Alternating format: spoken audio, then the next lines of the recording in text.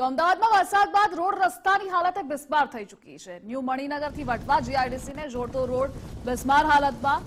દૈનિક પસાર થતા વાહન ચાલકોએ પરેશાન થઈ રહ્યા છે। તંત્ર દ્વારા ઝડપી રોડની કામગીરી કરવામાં આવે તે માંગ છે।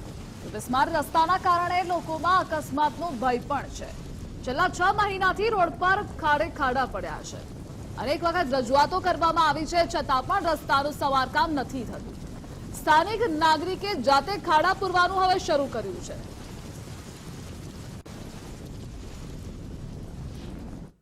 अरे मैं तो यहाँ जब से आया हूँ तब से यही मुसीबत देख रहा हूँ।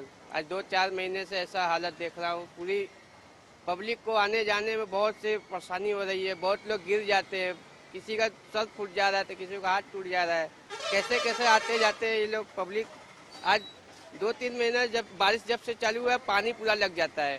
पब्लिक आते हैं वहाँ पे बाइक उनका डूब जाता है, गिर जाते हैं।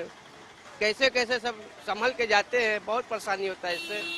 हम यही चाह रहे हैं कि बहुत जल्दी जल्दी इसकी कार्रवाई होना चाहिए। ये रोड बहुत जल्दी सही हो जाना चाहिए। વર્ષથી અહીંયા વર્ષથી છે આવે ઠીકડા મારીને જતા રહે અને અમને ગયા રવિવારે અહીંયા એક 407 બે ટુકડા થઈ ગઈ।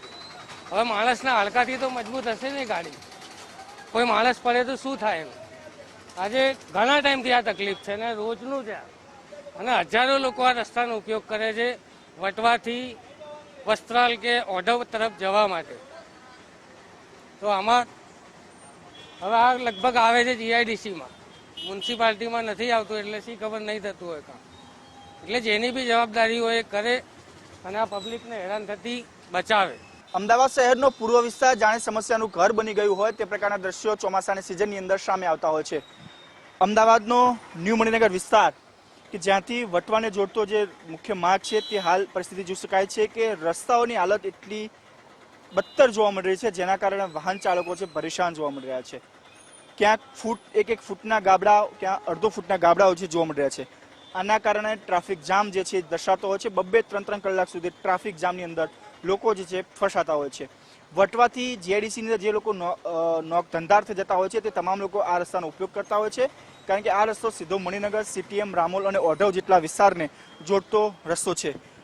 નેશનલ હાઈવેમાં ટ્રાફિકની સમસ્યા હોવાને કારણે આ વચ્ચેનો રસ્તો પસંદ કરતા હોય છે, પરંતુ વચ્ચેના રસ્તાની હાલત પણ ખૂબ જ દયનીય અને ખરાબ હોવાને કારણે લોકો જે છે એ ભારે મુશ્કેલીનો સામનો કરવો પડ્યા છે। સ્થાનિકોનું કહેવું છે કે છેલ્લા 6 મહિનાથી આ પ્રકારની પરિસ્થિતિનું નિર્માણ જે છે થયું છે અને આના કારણે ઠેર ઠેર ગાબડા પડી ગયા છે। તંત્ર દ્વારા અનેક વખત રજૂઆત કરવામાં આવે છે, પરંતુ તંત્ર પણ ક્યાંક ને ક્યાંક થીગડા મારીને સંતોષ માની રહ્યા છે।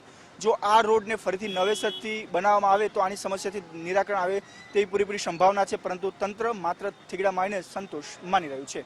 કેમેરામેન જયજાની સાથે રાહુલ ત્રિવેદી, ગુજરાત ફર્સ્ટ, અમદાવાદ।